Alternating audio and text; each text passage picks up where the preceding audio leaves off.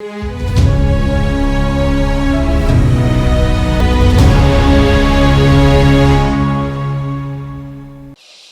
दोस्तों, राजनीति की बातों में आपका स्वागत है। मैं हूं आपका दोस्त धर्मेंद्र कंवारी।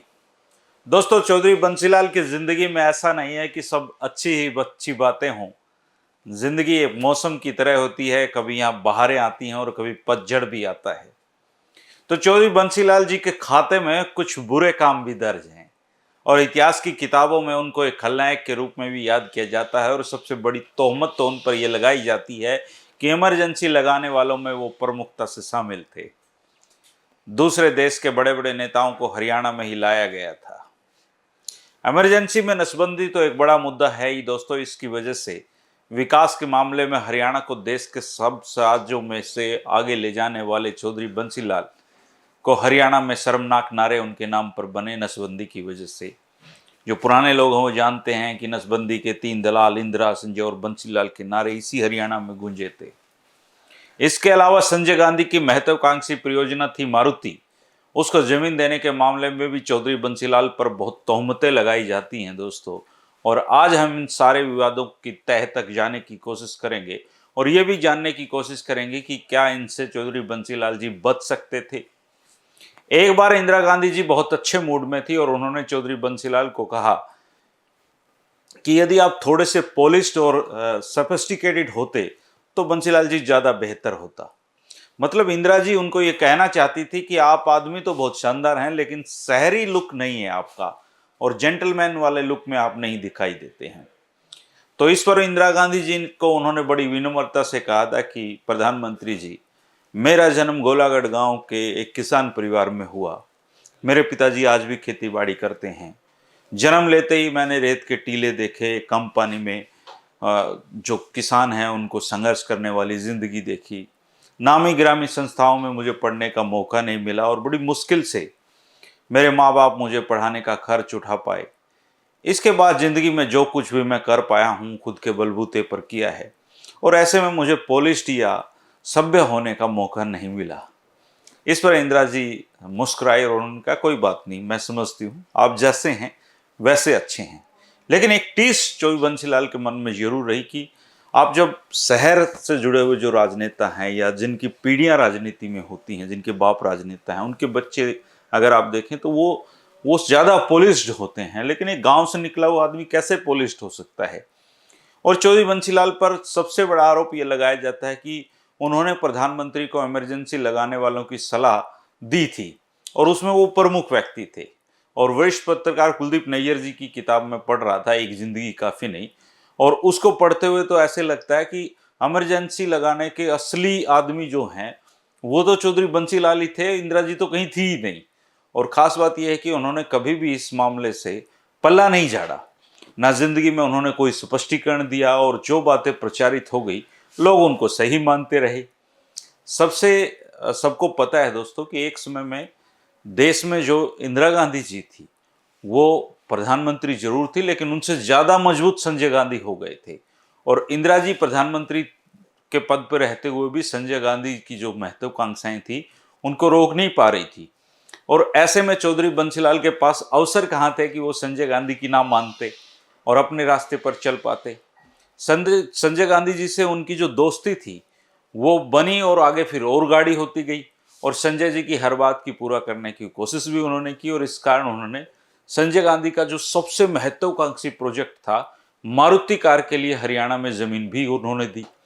और आपको याद होगा दोस्तों, जब सिंगूर से टाटा अपनी नैनो को निकाल रहे थे तब कई राज्य उनको मुफ्त में जमीन देने की पेशकश कर रहे थे। लेकिन प्रधानमंत्री नरेंद्र मोदी उस समय गुजरात के मुख्यमंत्री थे और वो रतन टाटा को अपने राज्य में नैनो का प्लांट लगाने के लिए राजी कर लाए और इस पर उनकी खूब वाहवाही हुई थी। लेकिन आप उसी तरह देखिए कि हरियाणा में जब मारुति के लिए प्लांट लगाने के लिए चौधरी बंसीलाल ने जमीन दी तब उनकी आलोचनाएं हुई। ये वक्त वक्त की बात होती है दोस्तों। और उन पर आरोप लगे कि उन्होंने संजय गांधी के मारुति प्रोजेक्ट के लिए कायदे कानूनों को ताक पर रख कर जमीन आवंटित की और जिससे कि हरियाणा में उनके आलोचकों के खिलाफ जो हैं संजय गांधी का समर्थन प्राप्त किया जा सके। ऐसे आरोप उन पर खूब उस दौरान लगे कि उन्होंने मारुति को कौड़ियों में जमीन दे दी, और वो दौर था जब वो देश की पहली ड्रीम कार एक बनाने जा रहे थे संजय गांधी। और अगर आपने 1971-72 का गुड़गांव देखा हो तो उसकी हालत दोस्तों आज के जीन जैसी रही होगी या इससे भी खराब ही रही होगी, क्योंकि बताते हैं कि 1971-72 में जो गुड़गांव जिस समय मारुति को जमीन दी गई तो उस समय वहां पर जमीन का एक किला 5,000 रुपए में मिला करता था। और ये बात भी बिल्कुल सही है कि संजय गांधी का कार प्रोजेक्ट आगे नहीं बढ़ सका, परंतु फिर भी उस जमीन का उपयोग कार बनाने के लिए ही किया गया और बड़ी तेजी से देश में एक जो गुड़गांव है वैसे मुकाम पर पहुंचा और भारत का जो ऑटोमोबाइल सेक्टर है उसमें 50% से अधिक का हिस्सा नियंत्रित होता था गुड़गांव के इस जमीन की वजह से। और ये भी हमें नहीं बोलना चाहिए कि इस फैक्ट्री के चारों तरफ फिर एक ऐसे गुड़गांव का विकास हुआ जिसको मिलेनियम सिटी कहा जाता है। आज का गुड़गांव इसी वजह से क्योंकि वहां पे मारुति का प्लांट लगा। और अगर आप किसी भी शहर का दोस्तों विकास करना चाहते हैं या उसके विकास की यात्रा को समझना चाहते हैं तो उद्योग एक बेसिक जरूरत होती है। पानीपत देख लो आप, सोनीपत देख लो, फरीदाबाद देख लो, रोहतक, गुड़गांव, हिसार हरियाणा के बाकी जिलों से इसलिए आगे निकल गए क्योंकि यहाँ पर इंडस्ट्री है। और जहां पर दोस्तों इंडस्ट्री है वहां पर पैसा है, डेवलपमेंट है। और जनता पार्टी के जब गृह मंत्री के रूप में कार्यभार संभाला आपने चौधरी चरण सिंह जी ने, तो उन्होंने संसद में जो सबसे पहला जो बयान दिया था वो मारुति जमीन के मामले में जांच आयोग गठित करने के बारे में ही था। क्योंकि जनता पार्टी और दूसरे अन्य लोगों ने चौधरी बंसीलाल पर आरोप लगाए थे कि उन्होंने संजय गांधी को जमीन आवंटित करने के मामले में प्रदेश के हितों की अनदेखी की है। और उस समय पंडित भगवदयाल शर्मा ने भी चौधरी बंसीलाल को जमकर घेरा था, लोकसभा में भी घेरा था, उसके बाहर भी घेरा था। और उनको पूरी उम्मीद थी कि चौधरी बंसीलाल को लंबे समय तक इसमें जेल भेज सकते हैं, लेकिन ऐसा कुछ हुआ नहीं। जांच आयोगों में ऐसा कुछ निकला नहीं कि चौधरी बंसीलाल को इस मामले में जेल भिजवाया जा सके। और एक मामले में गुड़गांव के तत्कालीन उपायुक्त थे एलावादी जी, उन्होंने एक इंटरव्यू में बताया था कि फरीदाबाद पहले ही एक औद्योगिक शहर उस समय बन चुका था।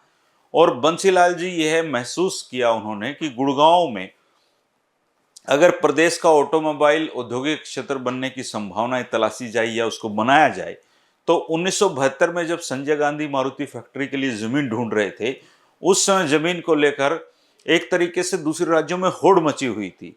और उस समय उत्तर प्रदेश की जो सरकार है और राजस्थान की जो सरकार थी वो इस प्रोजेक्ट के लिए जमीन देने के लिए बहुत इच्छुक थे। वो अपना प्रपोजल संजय गांधी को दे आए थे और बहुत आग्रह कर रहे थे कि हमारे राज्यों में ये जमीन लगा लो, ये प्लांट आप लगाइए, हम जमीन देने को तैयार हैं। लेकिन चौधरी बंसीलाल इस बात को लेकर उत्सुक थे कि ये प्रोजेक्ट हरियाणा से चूकना नहीं चाहिए, ये हरियाणा में ही लगना चाहिए ताकि जो गुड़गांव शहर है उसको विकसित किया जा सके। और उन्होंने ये बहुत अच्छी तरीके से समझ लिया था कि इस प्रोजेक्ट के साथ ही अब बहुत से सहायक उद्योग भी लगेंगे। और अब तो आप देख लो दोस्तों कि मारुति से भारत में ऑटोमोबाइल क्रांति की शुरुआत हुई और जिससे भारत में छोटी कारों के क्षेत्र में अद्वितीय वृद्धि हुई। आज बढ़ते हुए शहरीकरण के रूप में गुड़गांव की एक नई छवि बनी है। और उन्होंने जस्टिस गुप्ता कमेटी में अपने जो वकील हैं उनके मुरली भंडारे थे, उनको साफ कहा था कि मारुति के लिए जमीन देने के का जो उनका फैसला था वो मुख्यमंत्री के रूप में उनका था और उसको न्याय संगत सिद्ध आप करिए।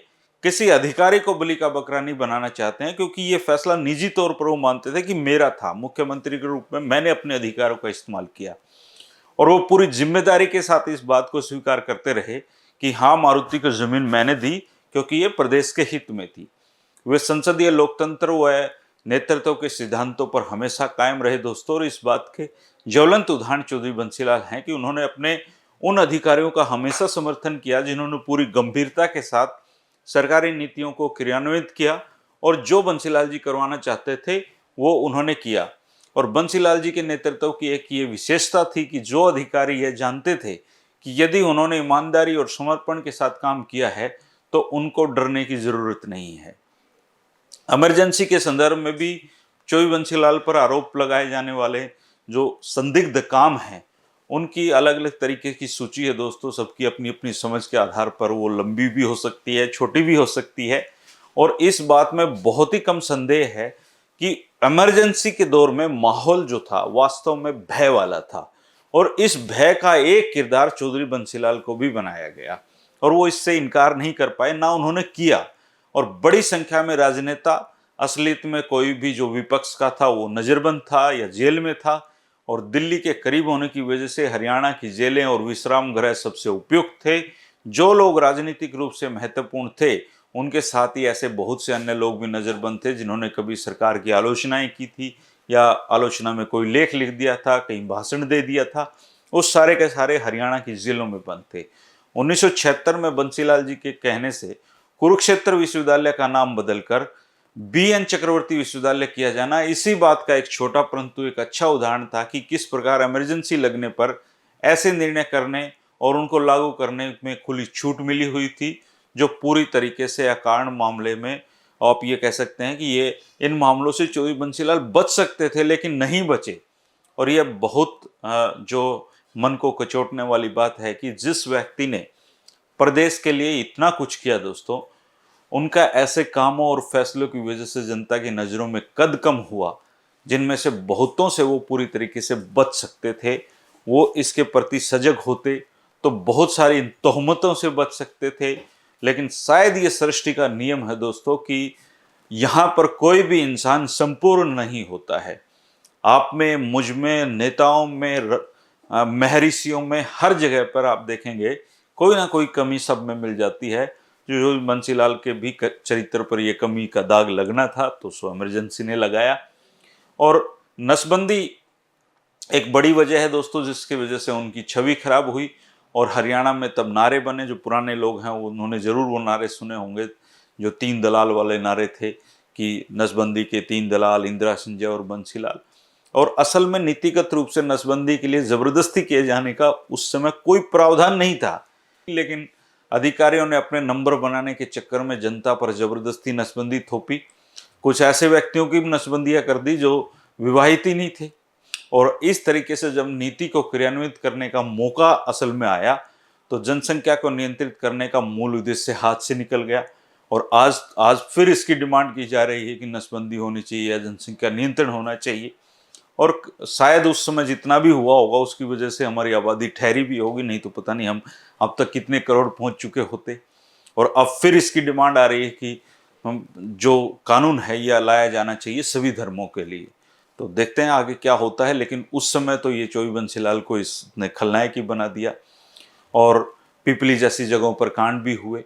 इमरजेंसी के दौरान पीजीआई चंडीगढ़ में जयप्रकाश नारायण की नजरबंदी को लेकर भी दोस्तों दशकों तक कई तरह की बातें कही जाती रही। लेकिन सच्चाई यह है कि पीजीआई में जेपी की नजरबंदी के दौरान चौधरी बंसीलाल उनके स्वास्थ्य को लेकर बहुत चिंतित रहते थे और वो पीजीआई के निदेशक डॉक्टर पी.एन. चोटानी के निरंतर संपर्क में रहा करते थे और सख्त हिदायत थी कि जयप्रकाश नारायण जी को हर हाल में स्वस्थ रखा जाए, उनकी देखभाल में किसी तरीके से कमी नहीं आ पाएगी। और जयप्रकाश नारायण जी से ऐसा नहीं है कि वो उन्हीं दौर में प्रभावित हुए थे, और बंसीलाल जी असल में जब सक्रिय राजनीति में भी नहीं आए थे और एक छात्र थे, तब अपनी डायरी में उन्होंने कई जगह पर महान समाजवादी नेता जयप्रकाश नारायण और जेपी के प्रति अपनी श्रद्धा व्यक्त की थी।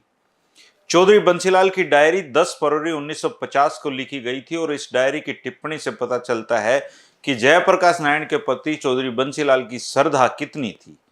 चौधरी बंसीलाल तब रायपुर में थे और जब उनको पता चला कि जेपी द्वारा जो जेपी हैं वो रायपुर से रेल द्वारा होकर जाएंगे, तो चौधरी बंसीलाल उनके दर्शन करने के लिए रेलवे स्टेशन पर पहुंचे थे। चौधरी बंसीलाल की ये डायरियां हरियाणा और देश की राजनीति को समझने के लिए अहम कड़ी थी दोस्तों, लेकिन दुर्भाग्य से उनकी अधिकतर डायरियां नष्ट हो चुकी हैं। पारिवारिक विरासत के चलते जो अदालती कार्रवाइयां थी उनके में जो दिल्ली निवास था उन पर ये डायरिया रखी हुई थी और ज़्यादातर डायरियां ये नष्ट हो गई। अगर इनको संभाल कर रखा जाता तो पता नहीं क्या क्या दुर्लभ चीज़ें आज पता हमें लगती राजनीति की।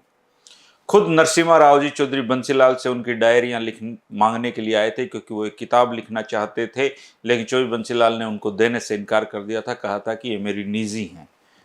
और ये सही है कि चौधरी बंसीलाल ने सदैव इमरजेंसी का समर्थन किया, परंतु एक मुख्यमंत्री के रूप में अधिक सत्य ये है कि इंदिरा गांधी सरकार के राजनीतिक निर्णयों के प्रति पूरी तरीके से वफादार और समर्पित रहे। वास्तव में इमरजेंसी लगने की घोषणा उनके लिए आश्चर्यजनक थी और 25 जून 1975 को जब उन्होंने इमरजेंसी लगाने के बारे में जो फैसला था उसके बारे में सुना, तब बंसीलाल जी चंडीगढ़ अपने मुख्यमंत्री निवास में थे और इसके तत्काल बाद पंजाब के मुख्यमंत्री ज्ञानी जेल सिंह उनसे मिलने आए और उनको भी इस पर आश्चर्य हुआ था। बताते हैं कि ज्ञानी जेल सिंह जी इससे हिल गए थे और इसके खिलाफ थे। कुछ समय के लिए दोनों एक बंद कमरे में रहे और संभव है कि दोनों बहुत अच्छे दोस्त न रहे, परंतु ऐसे मामलों में एक दूसरे की सलाह लेते रहते थे। इसके बाद उन्होंने प्रधानमंत्री इंदिरा गांधी को आश्वासन दिया कि पंजाब और हरियाणा पूरी तरीके से साथ हैं, और उन्होंने साथ दिया भी, लेकिन इतिहास में इसी के साथ ही इमरजेंसी के खलनायकों में उनका नाम दर्ज हो गया। और जब भी आपातकाल की बात चलेगी दोस्तों, चौधरी बंसीलाल का नाम आएगा ही आएगा, भले ही सच्चाई अब शायद कभी भी बाहर आ पाए, क्योंकि अब बताने वाला कोई रहा ही नहीं। अगर चौधरी बंसीलाल की डायरियां संभाल कर रखी जाती, निश्चित तौर पर देश और हरियाणा की राजनीति के वो रहस्यों का पता लग सकता था दोस्तों, जो शायद आज तक कभी अब बाहर ही नहीं आ पाएंगे। कल हम उनको रक्षा मंत्री का जो कार्यकाल था, उसमें जो उपलब्धियां थी, उन पर चर्चा करेंगे दोस्तों। कुछ वीडियो ही अब चौधरी बंसीलाल पर और बन पाएंगे, लेकिन जितने भी बनेंगे 3 बजे आपके साथ इस राजनीति की बातों में मैं लेकर आऊँगा। अगर आपके इमरजेंसी के दौर के कुछ अनुभव रहे हों तो आप ज़रूर कमेंट करके मुझे बताना, लिखना। शुक्रिया दोस्तों, नमस्कार।